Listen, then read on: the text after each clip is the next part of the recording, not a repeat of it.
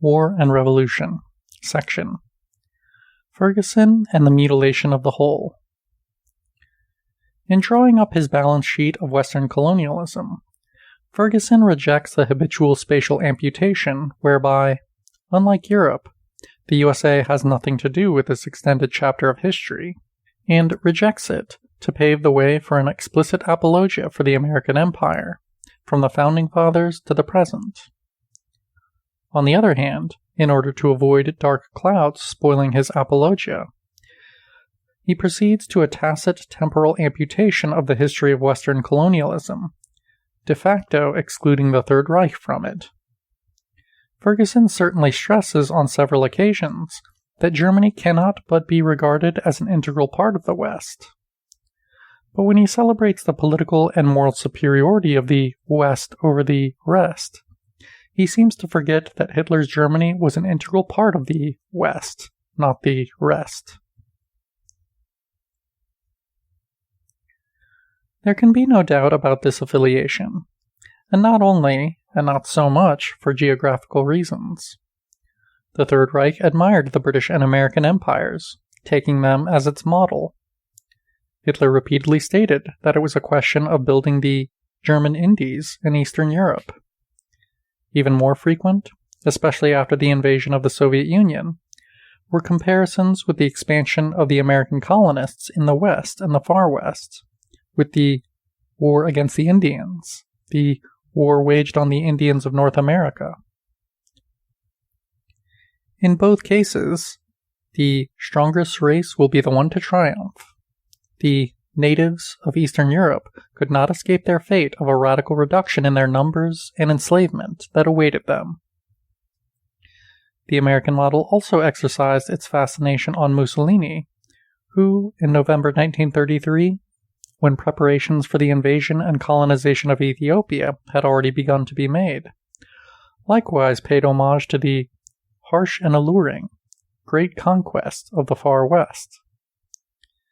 Hence, together with the Third Reich, the fascist empire must likewise be included in a serious historical appraisal of Western colonialism. While the expansion of England was a conscious act of imitation of the Spanish Empire, which was the envy of the world, the empires in whose construction Nazi Germany and Fascist Italy engaged, committing particularly odious crimes in the process, were a more or less conscious imitation of the British and American empires. Taken as a whole, the temporal cycle of Western colonialism commenced with the genocide of the Native Americans. Summoned to replace them were the black slaves deported from Africa, and culminated in the 20th century with the attempt to enslave the Slavs and exterminate the Jews, who were regarded, along with the Bolsheviks, as responsible for the insane revolt of the inferior races against white, Aryan, and Western supremacy.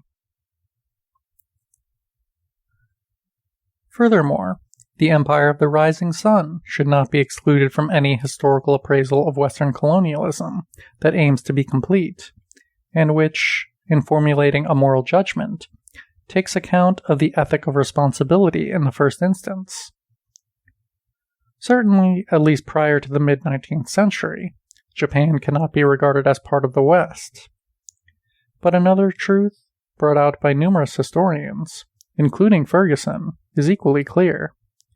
Japanese colonialism and imperialism simply cannot be understood without bearing in mind the model they were inspired by, namely, the European and Western model.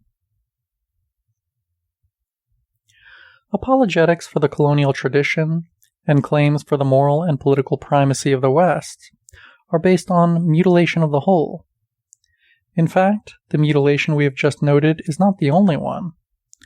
Others occur, of varying kinds.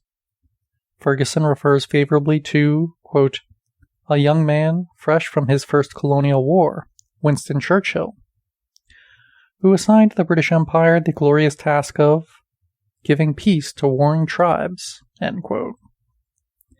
However, when the First World War broke out, in the USA, the most prestigious newspapers and public opinion as a whole denounced the European powers as savage tribes, incapable of understanding the cause of peace.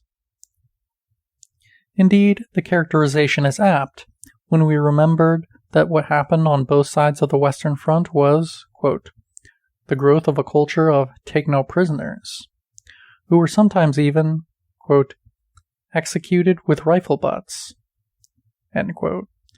And all this not only in an explosion of anger from below, but often via orders from above.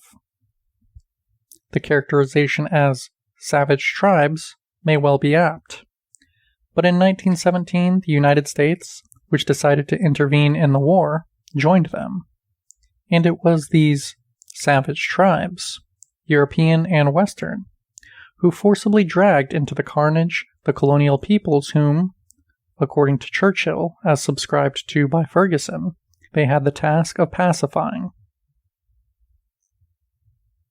As regards the British savage tribe, or British Empire, it could call upon the inexhaustible reservoir of military manpower, which, according to the definition by Ferguson cited above, India represented. Indeed, quote, in the autumn of 1914, around a third of British forces in France were from India. By the end of the war, more than 1 million Indians had served overseas, end quote. Many were volunteers who, in return for their sacrifice, hoped, in vain, for independence, or, at any rate, self-government for their people.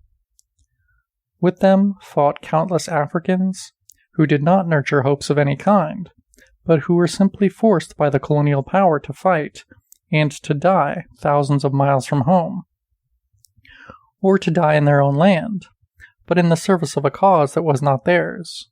Quote, total British losses in East Africa were over 100,000, the vast majority black troops and porters. End quote.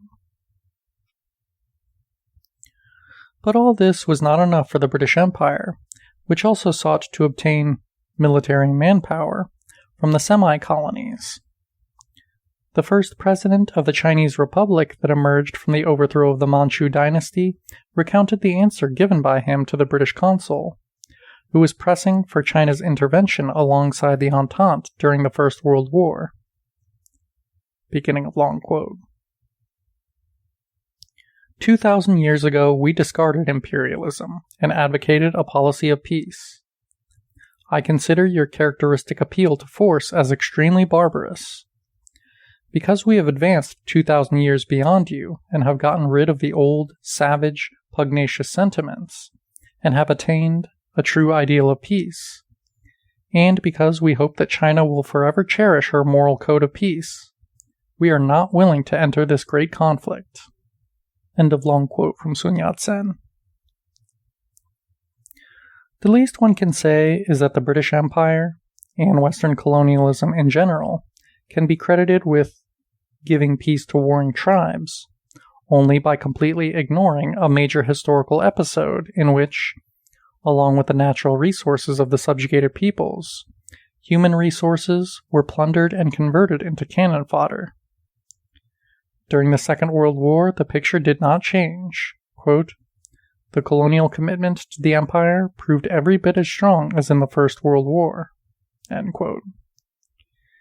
2.5 million Indians fought in an army intended by Churchill to guarantee the permanence of the empire and white or Western supremacy. By way of conclusive proof of the mutilation of the whole picture performed by apologetics for colonialism, which today finds its champion in Ferguson, we should pose a question. Can the genesis of fascism and Nazism be understood ignoring the First World War and, more generally, the scramble of the great capitalist powers for empire? As we know, total politics, a substantive synonymous with ubiquitous totalitarian regimentation, was theorized in Germany in preparation for the revanche that would enable the country defeated in the First World War to recover the colonies annexed by the victors, and to build the colonial empire for which it felt the need, and claimed the right, on a much larger scale. In the course of this attempted revanche, something occurred that is worth reflecting on. Although expressing staunch support for the remorseless energy with which the conquest of Algeria was carried out, Tocqueville had expressed a concern, quote, "God save us from ever seeing France ruled by an officer of the Army of Africa." End quote. In fact, Cavaignac, the general who had no hesitation in resorting to genocidal practices to eradicate Arab resistance, was some years later the architect of the bloody, ruthless repression that mowed down the barbarians of the metropolis, the Parisian workers, who had risen up demanding the right to work and to life. Notwithstanding his earlier warning, Tocqueville extended constant, unwavering support to Cavaignac. But his warning was prophetic. Over a century later, the great theoretician of the Algerian Revolution, Frantz Fanon, characterized Nazism as an attempt to transform Europe, more precisely Central Eastern Europe, into a genuine colony. We may venture a more general observation. On closer inspection, the history of the West as a whole can be read in the light of a principle dear to Marx. Any people that oppresses another is not free. The 20th century was a century when the totalitarian domination and genocidal practices, profoundly rooted in the colonial tradition, erupted into the very continent from which that tradition derived, in the wake of Hitler's endeavor to build a continental empire in Central Eastern Europe, subjugating, decimating, and enslaving the natives who inhabited it and exterminating those, Jews and Bolsheviks, deemed responsible for the revolt of inferior races. The fact that the central categories and keywords of Nazi ideology go back to the colonial tradition, in particular the U.S. variant, should give pause for thought. Colonial peoples and peoples of colonial origin have long expressed awareness of the close link between colonial racism and the Aryan mythology, dear, in particular, to Nazism. This is true, above all, of African American activists, often compelled, as Martin Luther King stressed, to confront groups of white supremacists waving swastikas. An episode that occurred in New York in these years is emblematic.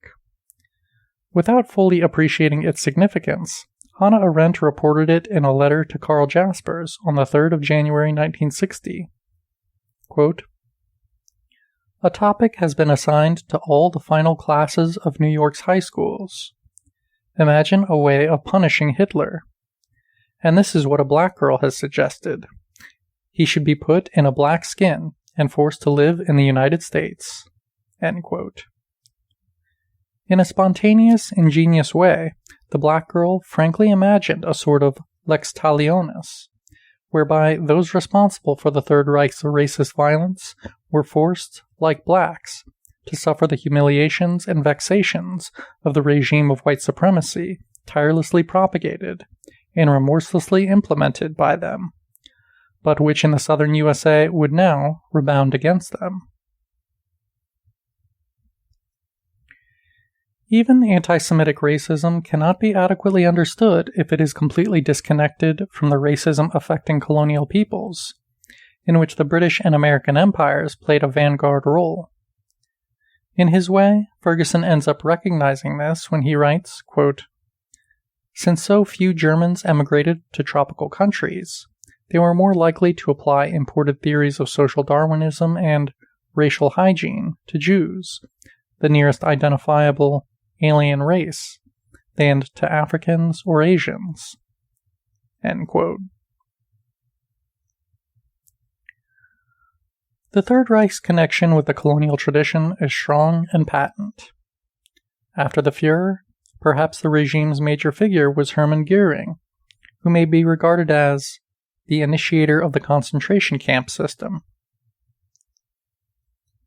Yet his father, Heinrich, was the first imperial commissioner for German Southwest Africa, and it was there that Germany began to experiment with the system.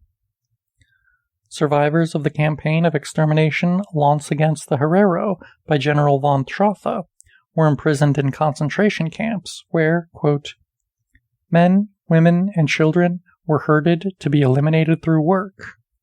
End quote. As well as being utilized as rapidly consumed work tools, the natives were employed as guinea pigs for eugenicist experiments, conducted under the direction of Theodore Mollison and Eugene Fisher, Joseph Mengele's teachers. With these teachers behind him, the future ideologue and organizer of the Third Reich's machinery of extermination joined the SA in 1933. It would appear that the original brown shirts worn by Hitler squads were remnants of the uniforms worn by colonial troops in East Africa. However, when it began to construct its concentration camp system in Africa, Wilhelm II's Germany had precedents and models to draw on. Let us see what happened in the British Empire, availing ourselves of Ferguson's reconstruction.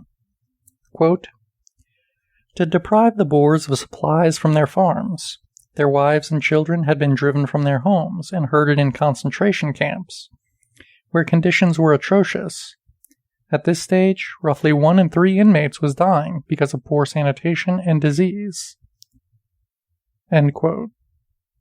Rather than the Herero, the Boers called to mind the American colonists, who, in their struggle against the central government, presumed to dispose at will of the natives, like human livestock owned by them. But it remains the case that we cannot come to grips with the Third Reich without coming to grips with the history of colonialism as a whole, with its terrible charge of violence, which sometimes even ended up striking sections of the self-styled master race. End section.